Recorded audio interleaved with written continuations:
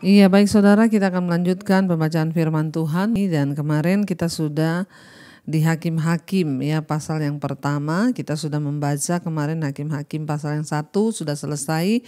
Kita melihat bagaimana kegagalan dari bangsa Israel ketika mereka menduduki negeri-negeri di tanah Kanaan, di mana Tuhan berkata semua penduduk Kanaan harus dihalau. Tapi mereka tidak mendengarkan perintah Tuhan. Mereka membiarkan para penduduk Kanaan itu hidup di tengah-tengah mereka, dan itu menjadi sebuah ya ketidaktaatan di hadapan Tuhan. Dan kita lanjutkan sekarang ya Hakim-Hakim pasal yang kedua. Kita lihat di sana judul perikopnya malaikat Tuhan di Bokim ya. Ayat yang pertama, lalu malaikat Tuhan pergi dari Gilgal ke Bokim dan berfirman ya, telah kutuntun kamu keluar dari Mesir dan kubawa ke negeri yang kujanjikan dengan bersumpah kepada nenek moyangmu, dan aku telah berfirman, aku tidak akan membatalkan perjanjianku dengan kamu untuk selama-lamanya. Ayat 2, tetapi janganlah kamu mengikat perjanjian dengan penduduk negeri ini, mezbah mereka haruslah kamu robohkan. Tetapi kamu tidak mendengarkan firmanku, mengapa kamu berbuat demikian? Ayat yang ketiga lagi, aku telah berfirman, aku tidak akan menghalau orang-orang itu dari depanmu, tetapi mereka akan menjadi musuhmu dan segala allah mereka akan menjadi jerat bagimu. Setelah malaikat Tuhan mengucapkan firman itu kepada seluruh Israel, menangislah bangsa itu dengan keras. Saudara, kita melihat di sini ya, peristiwa ini menandai suatu perubahan ya. Perubahan yang sangat signifikan dalam hubungan Israel dengan Allah. Ya, ketidaktaatan mereka sudah dikatakan oleh Tuhan, yaitu mereka kompromi saudara. Dan akhirnya ini membawa satu perubahan yang sangat luar biasa dalam hubungan orang Israel dengan Allah. Ya, dan dikatakan di sana Allah akhirnya membuat suatu persetujuan ya.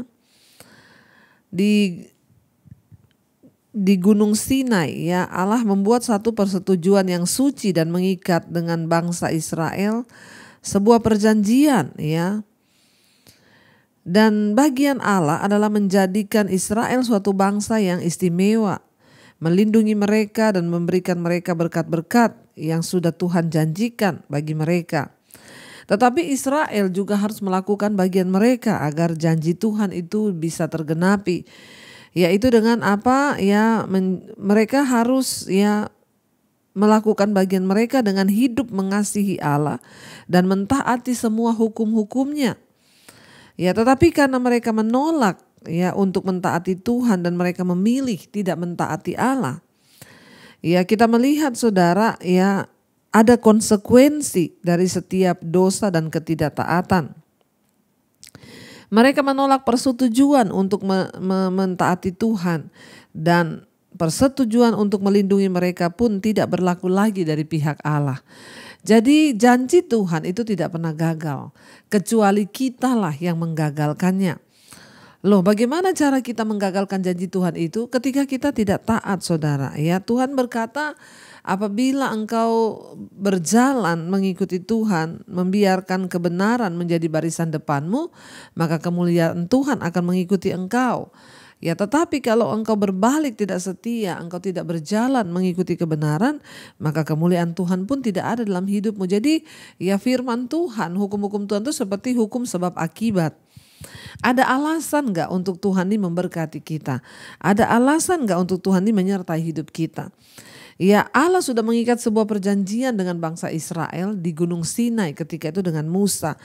Bahwa Tuhan berkata, aku akan menjadi Allahmu. Ya, dan engkau akan menjadi anak-anakku. Aku akan melindungi kemanapun engkau pergi.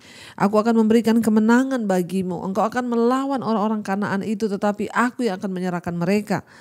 Ya, tetapi engkau juga harus hidup menjadi ya umat kesayangan yang taat kepada perintahku, dan jangan berpaling menyembah kepada allah-allah yang lain. Ya, ketika hubungan atau sebab akibat ini ada dan terus terjaga, maka janji Tuhan itu akan terus berlaku. Saya berulang kali berkata, saudara, kasih Tuhan itu tidak bersyarat. Tetapi berkat Tuhan, janji Tuhan, pemeliharaan Tuhan itu ada syaratnya. Ya kalau kita nggak taat ya kita tidak akan mengalami janji-janji itu. Demikian juga dengan bangsa Israel, mereka mengalami. Mereka akan menerima berkat-berkat yang luar biasa kalau mereka meminta pengampunan dari Allah dan bertobat lagi dan mengikuti Tuhan dengan tulus, dengan hati yang benar. Ya tapi selama mereka tidak bertobat ya Tuhan juga tidak akan mengampuni mereka. Dikatakan di sana malaikat Tuhan menampakkan diri kepada mereka dan malaikat itu berkata kepada mereka, ya telah kujanjikan dengan bersumpah kepada nenek moyangmu, aku akan memberikan ya tanah ya perjanjian itu kepada engkau ya. Dan aku tidak akan membatalkan perjanjianku dengan kamu untuk selama-lamanya. Itu yang Tuhan ingatkan. Tetapi janganlah kamu mengikat perjanjian dengan penduduk negeri ini. Itu yang kemarin kita sudah bahas, akhirnya menjadi sebuah bumerang yang berbalik menyerang bangsa Israel. Ketika mereka membiarkan penduduk Kanaan hidup di tengah-tengah mereka, akhirnya mereka mulai berpaling dari Allah yang hidup dan mulai mengikat perjanjian dengan Allah orang Kanaan, mengikat perjanjian dengan penduduk negeri yang ada di Kanaan yang mereka biarkan hidup. Bahkan mezbah mereka itu Tuhan suruh robohkan, tapi bangsa Israel membiarkan sehingga penyembahan berhala yang ada di Kanaan itu akhirnya tertransfer kepada orang Israel. Tuhan berkata, ya kenapa kamu tidak mendengarkan firman-Ku? Mengapa kamu berbuat demikian? Ya, mengapa mereka tidak taat ya? Mengapa mereka berbuat demikian? Lagi aku telah berfirman, aku tidak akan menghalau orang-orang itu di depanmu, tetapi mereka akan menjadi musuhmu dan segala Allah mereka akan menjadi jerat bagimu. Akhirnya tadinya Tuhan berkata bahwa dia akan menghalau musuh-musuh Israel, tapi sekarang tidak lagi. Tuhan bilang Tuhan tidak akan menghalau dan mereka akan menjadi musuh-musuhmu. Ya. Ayat yang keempat, setelah malaikat Tuhan itu mengucapkan firman itu kepada seluruh Israel, menangislah bangsa itu dengan keras. Maka tempat itu dinamai Bokim. Ya, lalu mereka mempersembahkan korban di sana kepada Tuhan. Ya, saudara, kita lihat ya bangsa Israel mengetahui bahwa mereka sudah berbuat dosa. Ya, mereka sudah meninggalkan ya persetujuan mereka dengan Allah. Mereka mengakui bahwa ya mereka sudah melukai hati Tuhan. Mereka tahu ya bahwa adalah sangat berbahaya ketika Tuhan menarik janji-janjinya dan tidak menepatinya kepada mereka, karena ya memang Tuhan tidak dapat menepati kalau mereka tidak layak untuk menerima janji itu. Ya, dan di sana dikatakan saudara, ya akhirnya Tuhan pun mengucapkan lewat malaikat itu bahwa ya walaupun persetujuan Allah untuk membantu Israel menaklukkan tanah perjanjian ya sudah diikrarkannya dulu, tapi akhirnya Tuhan mencabutnya dan berkata, sekarang aku tidak akan menghalau ya bangsa itu, tanah Kanaan, orang-orang Kanaan, tetapi mereka akan menjadi musuhmu. Ya, dan kita bersyukur saudara, apa yang kita lihat hari ini bahwa memang Tuhan seringkali mengizinkan, ya membiarkan. Kenapa Tuhan membiarkan orang Kanaan akan menjadi musuh orang Israel? Sebab seringkali lewat penindasan, lewat malapetaka, lewat pertempuran, lewat keadaan yang tidak enak, itu akhirnya membuat mereka kembali bertobat. Kalau sudah terlalu enak saudara, kadang-kadang membuat mereka jatuh. Dan dikatakan di sana saudara, ya akhirnya ya Tuhan berkata bahwa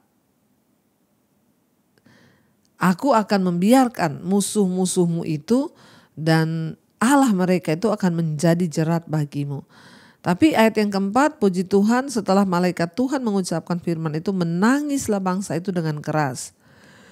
Kita melihat di sini penyesalan, pertobatan, itulah yang dapat ya menggugah hati Tuhan.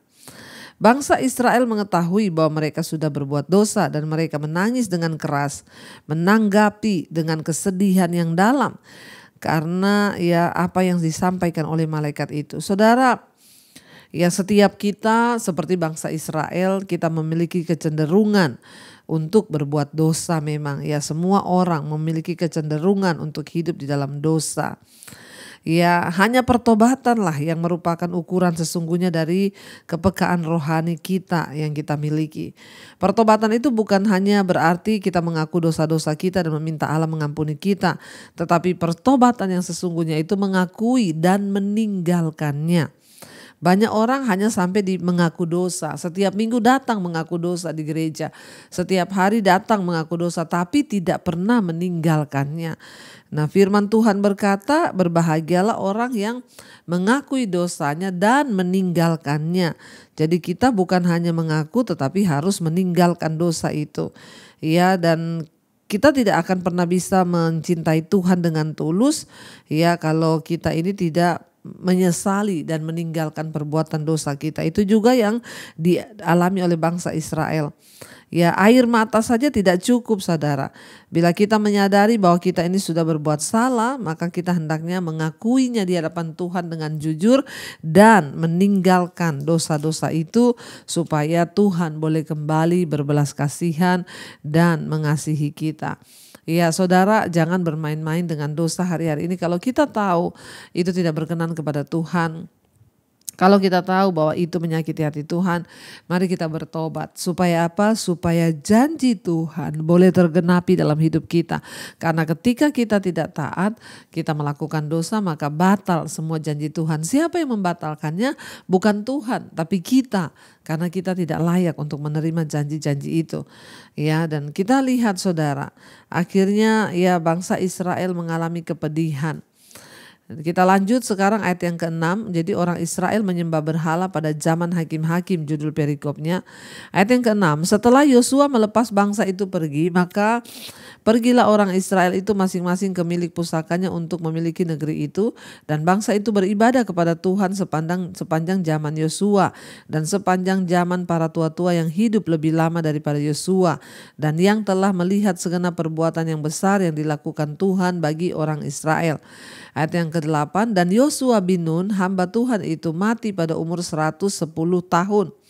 Ia dikuburkan di daerah milik pusakanya di Timnat Heres di pegunungan Efraim di sebelah timur Gunung Gaas. Setelah seluruh angkatan itu dikumpulkan kepada nenek moyangnya, bangkitlah sesudah mereka itu angkatan yang lain yang tidak mengenal Tuhan ataupun perbuatan yang dilakukannya bagi orang Israel. Lalu orang Israel melakukan apa yang jahat di mata Tuhan dan mereka mulai beribadah kepada para Baal. Mereka meninggalkan Tuhan Allah mereka, Allah nenek moyang mereka yang telah membawa mereka keluar dari tanah Mesir, lalu mengikuti Allah lain dari antara Allah bangsa-bangsa di sekeliling mereka dan sujud menyembah kepadanya sehingga mereka menyakiti hati Tuhan. Ini yang terjadi, saudara. Akibat ketidaktaatan, ya akhirnya satu generasi yang baru muncul ketika yang lain sudah mati, ya muncul generasi baru yang sama sekali ya tidak mengikuti dan tidak melihat perbuatan-perbuatan Tuhan yang besar atas bangsa itu.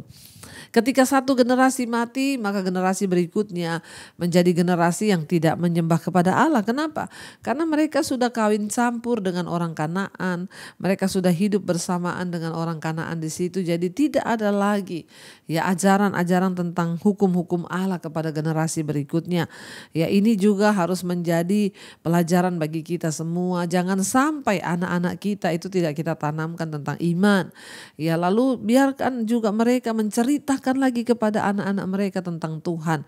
Ya ini menjadi ya PR bagi kita semua orang Kristen. Saya banyak melihat ya tidak sedikit orang Kristen tuh yang ya tidak pernah menceritakan Tuhan kepada anak-anaknya. Tidak pernah menceritakan, mengenalkan anak-anaknya kasih akan Tuhan. Tidak pernah mengajarkan hukum-hukum Tuhan. Padahal ya Tuhan itu selalu berulang-ulang berkata kepada Musa, kepada Yosua, kepada bangsa Israel, tulis hukum-hukumku ini di rumahmu, di pintu-pintumu, di gerbang-gerbangmu, tulis tentang hukum-hukum Tuhan dan ajarkan itu berulang-ulang kali kepada anak-anakmu, kepada cucumu agar mereka tahu siapa Allah. Ini akhirnya terjadi generasi berikutnya yang masih yang hidup ya dan sudah generasi lama sudah mati, generasi baru yang muncul sama sekali tidak mengenal Allah. Mereka hidup berbuat jahat di mata Tuhan. Ya, kenapa saudara? Karena kegagalan bangsa itu yang tidak memperkenalkan Allah mereka kepada generasi mereka. Ya, tanpa mereka sadari mereka sudah melakukan satu tindakan yang sangat menyakiti hati Tuhan. Kita tahu bersama Baal itu adalah dewa badai dan hujan yang dipercaya, ya. Karena itu dia dianggap sebagai penguasa ya seluruh tanaman dan pertanian. Ya, jadi dewa badai dan hujan. Mereka takut ya kalau mereka nanti tidak menyembah kepada Baal sebagai dewa hujan, maka tanah mereka tidak akan diberkati dengan hujan dan akhirnya akan gagal panen. Mereka lupa bahwa Alkitab berkata Tuhan Allah lah yang menurunkan hujan, ya, yang memberi matahari sebagai ya pemberian kepada manusia di bumi, saudara. Dan mereka ya terpengaruh dengan orang-orang Kanaan karena mereka sudah kawin campur dan lain sebagainya, sehingga ya mereka akhirnya terseret oleh iman dari bangsa orang-orang Kanaan ini. Ya, dan Asitoret itu adalah dewi cinta, saudara. Mereka juga menyembah ya kepada Asitoret, dikatakan di sana ayat 13. Ya, demikianlah mereka meninggalkan Tuhan dan beribadah kepada Baal dan para Asitoret, ya. Siapakah Asitoret ini? Jadi Asitoret ini, saudara, adalah dewi cinta. Ya, dewi perang dan juga dewi kesuburan yang dianggap oleh mereka. Dia juga disebut dengan ya Astarte atau Isitar, ya. Namun saudara, ya penyembahan kepada dewi ini, ya dewi cinta ini, yaitu kepada ya Asitoret ini adalah sangat identik dengan pelacuran. Ya, pelacuran secara massal yang dilakukan oleh bangsa itu, dan juga mereka harus mengorbankan anak ya sebagai bagian dari ibadah kepada Allah-Allah Kanaan ini. Ya, jadi dua hal yang sangat identik dengan penyembahan berhala mereka di Kanaan, yaitu pelacuran massal, persinahan, kenajisan, percabulan, dan ya mengorbankan anak untuk dipersembahkan kepada dewa-dewa dan dewi ini. Tuhan menyuruh mereka mempersembahkan anak lembu, ya kambing, domba. Tetapi mereka mempersembahkan anak mereka sendiri, dikorbankan, disembelih kepada dewa dan dewi, darahnya itu dipersembahkan. Karena mereka berpikir bahwa Baal dan Asitoret ini yang akan memberikan kesuburan, ya, bahkan kemakmuran ya bagi mereka. Generasi orang-orang Israel ini mulai meninggalkan iman orang tua mereka, ya, dan mulai menyembah kepada dewa-dewa bangsa yang ada di sekitar mereka. Banyak hal, saudara, yang menggoda mereka untuk meninggalkan ya iman mereka kepada Tuhan. Ya, keinginan daging yang membawa pada percabulan, kenajisan, membuat mereka terbuai dan akhirnya kompromi. Ya, saudara, padahal itulah akibatnya Tuhan menyuruh mereka memusnahkan atau menghalau semua orang-orang Kanaan, tapi mereka tidak taat, sehingga akhirnya orang-orang Kanaan itu berbalik, ya, mempengaruhi mereka dan mereka akhirnya meninggalkan iman mereka kepada Tuhan. Ya, dan saudara, ayat yang ke-14 berkata, maka bangkitlah murka Tuhan terhadap orang Israel. Ia menyerahkan mereka ke dalam tangan perampok dan menjual mereka kepada musuh di sekeliling mereka, sehingga mereka tidak sanggup lagi menghadapi musuh mereka. Ayat 15, setiap kali mereka maju, tangan Tuhan melawan mereka dan mendatangkan malapetaka kepada mereka, sesuai dengan apa yang telah diperingatkan kepada mereka oleh Tuhan dengan sumpah, sehingga mereka sangat terdesak. Ayat 16, maka Tuhan membangkitkan hakim-hakim yang menyelamatkan mereka dari tangan perampok itu. Saudara, ya, Tuhan yang berjanji memberikan kemakmuran, kesejahteraan, memberikan damai sejahtera, akhirnya semuanya berbalik. Kenapa?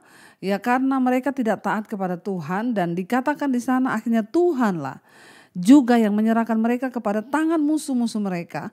Tuhan menyerahkan mereka kepada para perampok-perampok. Ya, bahkan setiap kali mereka maju untuk berperang, tangan Tuhan yang melawan mereka. Sekarang tangan Tuhan berbalik melawan bangsa Israel. Dulu Tuhan melawan musuh-musuh mereka, tapi akibat dosa mereka menjadikan diri mereka musuh Allah, ya. Sehingga apa yang terjadi? Tangan Tuhan melawan mereka dan Tuhan mendatangkan malapetaka kepada mereka, sesuai dengan apa yang diperingatkan Tuhan kepada mereka. Ya, dengan sumpah sehingga mereka sangat terdesak. Ya, maka Tuhan akhirnya membangkitkan hakim-hakim. Nah, kenapa ada kitab hakim-hakim ini? Musa mati, Yosua mati, bangsa Israel nggak punya pemimpin. Ya, dan mereka gagal untuk mentaati Tuhan karena nggak ada lagi pemimpin mereka seperti Musa dan Yosua. Dan akhirnya Tuhan mengangkat hakim di Israel. Ya, inilah yang sedang kita baca dan pelajari kitab hakim-hakim, ya. Tuhan mengangkat hakim yang akan menjadi pemimpin bagi bangsa itu, yang akan membawa mereka kembali kepada Tuhan.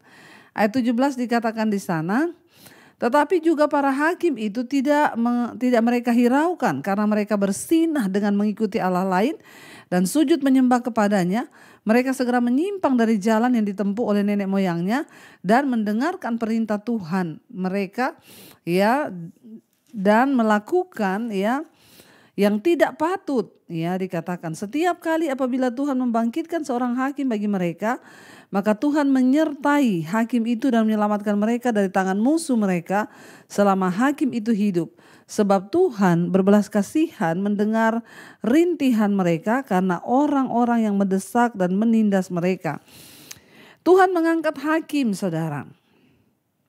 Ya, memberikan kepada mereka pemimpin agar mereka itu tidak, ya, salah jalan, ya, supaya mereka itu tidak menyimpang dari jalan Tuhan.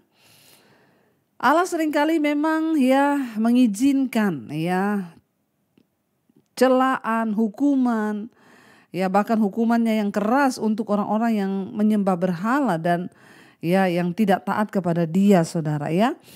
Mengapa berhala begitu tidak baik dalam pandangan Tuhan? Karena menyembah berhala itu melanggar 2 perintah pertama dalam 10 perintah Allah. Ya, dan orang-orang Kanaan mempunyai dewa-dewa yang hampir, ya, untuk setiap musim. Mereka itu setiap musim itu punya dewa-dewanya sendiri. Ya, banyak sekali mereka menyembah kepada Allah yang lain. Ya, bahkan setiap kegiatan atau tempat bagi mereka, ya, Tuhan itu hanyalah satu dewa lagi yang lain yang mereka tambahkan ke dalam koleksi dewa-dewa mereka. Jadi mereka tidak peduli dengan Tuhan, ya. Mereka percaya Tuhan tapi mereka juga percaya kepada dewa-dewa yang lain. Jadi Tuhan pun dianggap dewa yang bisa ditambahkan kepada dewa-dewa yang lain. Ada dewa-dewa kesuburan, dewi cinta, dewa kemakmuran, itu, saudara, ya, dan Tuhan itu murka kepada bangsa ini. Dan Israel, ya, harusnya mereka hanya menyembah kepada Tuhan saja. Ya, mereka tidak mungkin bisa percaya bahwa Allah adalah Allah yang sejati, yang esa. Ya, pada saat yang sama ketika mereka juga menyembah dewa-dewa dan berhala. Para penyembah berhala tidak bisa melihat dewa mereka sebagai pencipta mereka. Karena mereka yang menciptakan dewa itu. Ya, berhala-berhala ini menggambarkan aspek, ya, di dalam hidup kita, saudara. Ya, juga bisa menjadi apa yang kita sembah dalam hidup ini. Hal-hal duniawi, hal-hal amoral dari sifat manusia itu bisa menjadi berhala. Ya, sifat Allah adalah rohani, ya, dan bermoral. Tetapi ketika orang melakukan dosa dan mulai menyembah, ya, dosa itu, maka dia menjadikan Tuhan itu bukan Tuhan lagi dalam hidupnya. Banyak orang yang menjadikan berhala dalam dirinya, ya, contoh apa? Orang selingkuh nggak bisa lepas, ya, itu sudah menjadi berhala dalam dirimu dan engkau lebih memilih untuk melakukan dosa perselingkuhan daripada menyembah Tuhan. Orang yang terikat dengan rokok itu juga berhala, engkau mengikatkan dirimu, saya nggak bisa lepas, Bu, harus setiap hari, itu sudah jadi berhala. Apa yang mengikat hidup kita, saudara? Ya, seperti yang lalu saya bilang, ada orang-orang yang olahraga, nge-gym setiap hari berjam-jam. Ya, itu juga berhala. Ingat, hidup mati kita itu di tangan Tuhan. Sehat harus, tapi terikat dengan hal-hal yang begitu jangan. Ada orang yang lebih memilih untuk mengurus kecantikan. Tiap hari dia, ya, hanya merawat diri. Tiap hari dia itu, ya, ada orang yang hanya, ya, memamerkan bodinya, badannya, sehingga itu menjadi berhala yang membinasakan. Hati-hati, saudara, ya. Ingat, Tuhan itu membenci, ya, orang-orang yang menyembah berhala. Kenapa? Karena berhala-berhala itu, Ya kita sendiri yang ciptakan kayak bangsa Israel. Dewa-dewa itu mereka bikin sendiri dari ya patung-patung pahatan lalu mereka sembah. Apapun yang mengikat kita hari-hari ini itu menjadi berhala. Ya hati-hati saudara, ada orang yang tergila-gila setiap hari harus beli tas mahal. Karena dia merasa kalau dia sudah pakai barang-barang mahal itu harga dirinya naik. Ini juga berhala, kita harus bertobat. Ya harga diri kita ada dalam Kristus, bukan karena barang yang kita pakai, bukan karena mahalnya sesuatu, tetapi karena Tuhan ada dalam diri kita. Dan walaupun Israel tidak taat, namun Allah terus menunjukkan belas kasihannya bagi mereka. Tuhan itu selalu mau menyelamatkan mereka, dia mengangkat hakim-hakim ya atas bangsa itu supaya mereka boleh diselamatkan, dan dia berbicara lewat mereka ya, dan dia ingin agar bangsa Israel itu dibebaskan dari penindasan. Belas kasihan yang selama ini ia didefinisikan sebagai tidak memberikan kepada seorang apa yang layak ia terima. Inilah persisnya yang Allah lakukan kepada Israel dan yang ia lakukan juga bagi kita. Karena apa saudara? Memang Tuhan berbelas kasih. Tetapi ketika ia murka, maka belas kasihan itu berubah menjadi penghukuman. Tapi itulah adalah salah satu cara Allah berbelas kasihan. Kalau enggak dihukum, bangsa itu enggak bertobat, mereka binasa saudara ya.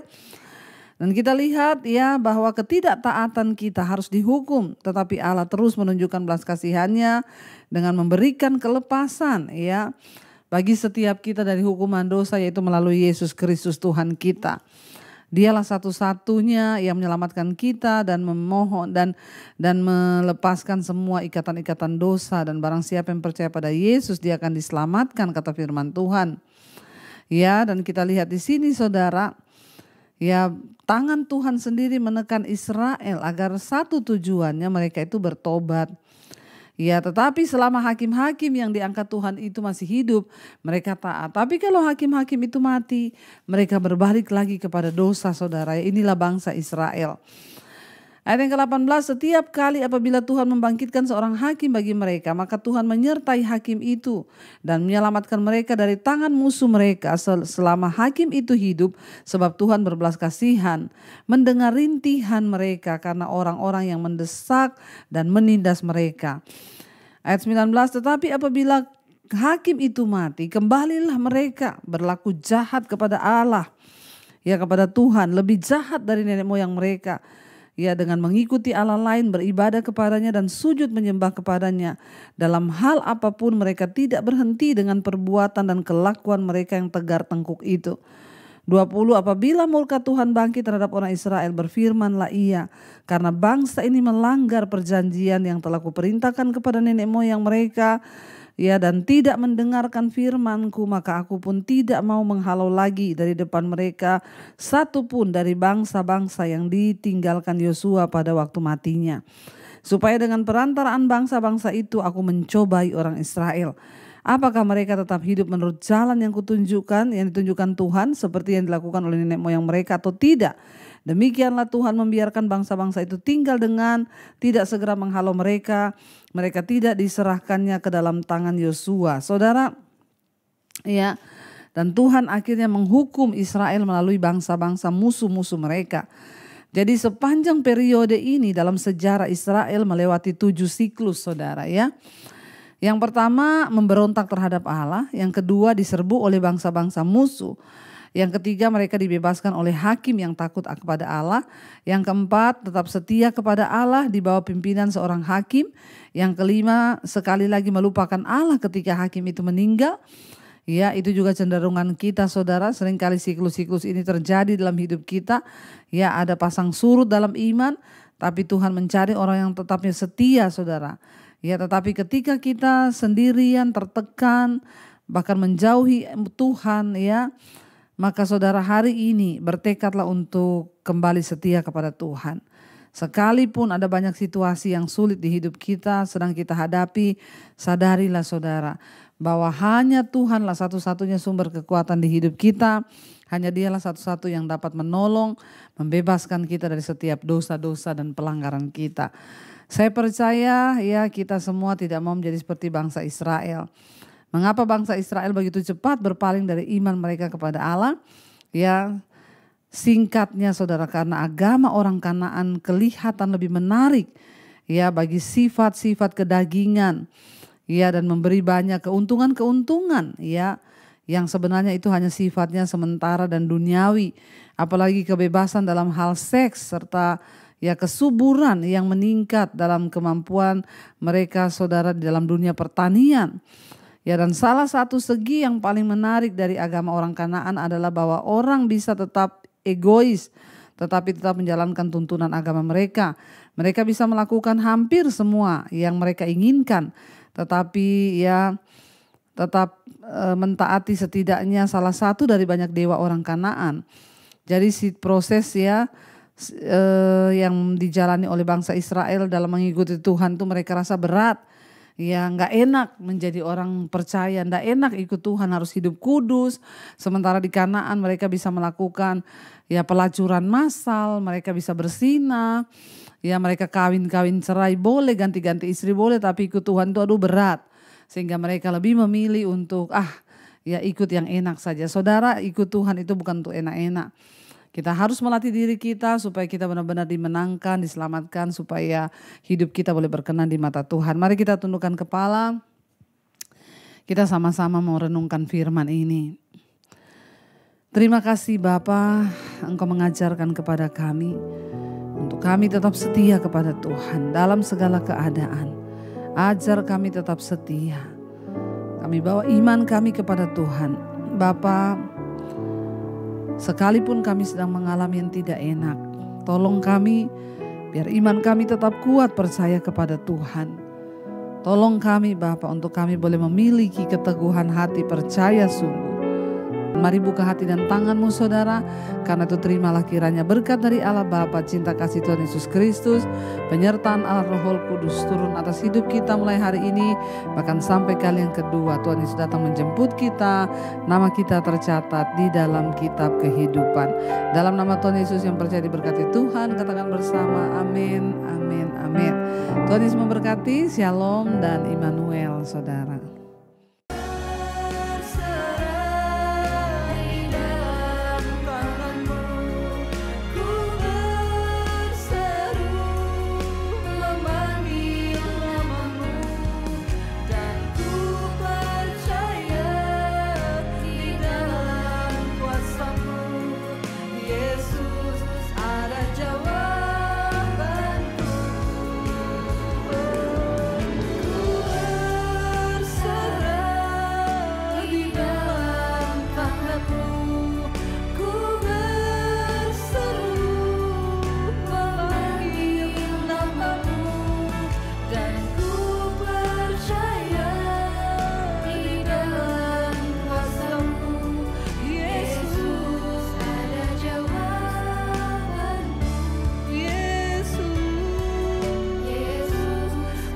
Joe.